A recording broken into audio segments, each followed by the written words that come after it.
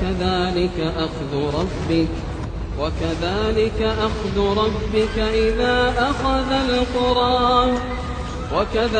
أخذ ربك إذا أخذ القرى وهي ظالمة إن أخذه أليم شديد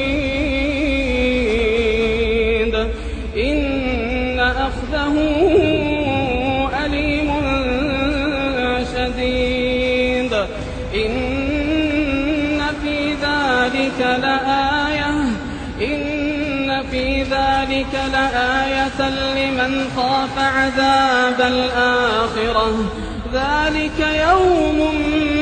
مجموع له الناس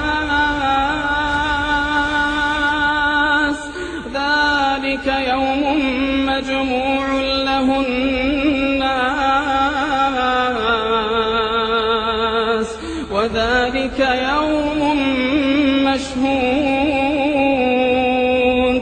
وما نؤخره إلا لأجل معدود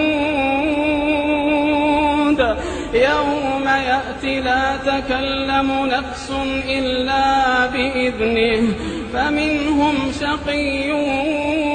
وسعيد فأما الذين شقوا ففي النار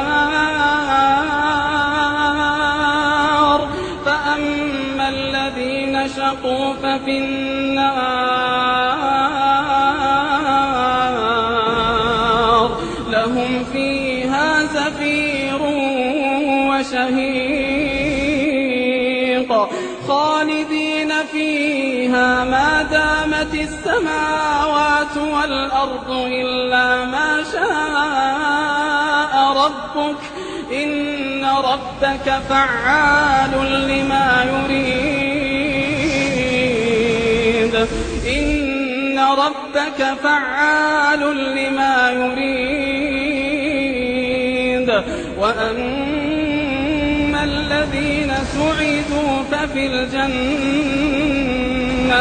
وأما الذين سعدوا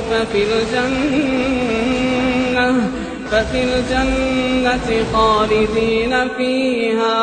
خالدين فيها ما دامت السماوات والأرض إلا ما شاء ربك عطاء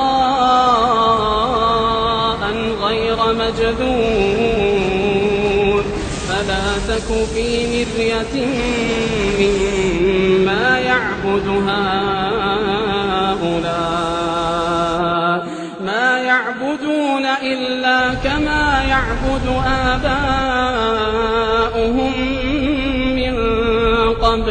ما يعبدون إلا كما يعبد آباؤهم من قبل وإنا لموفوهم نصيبهم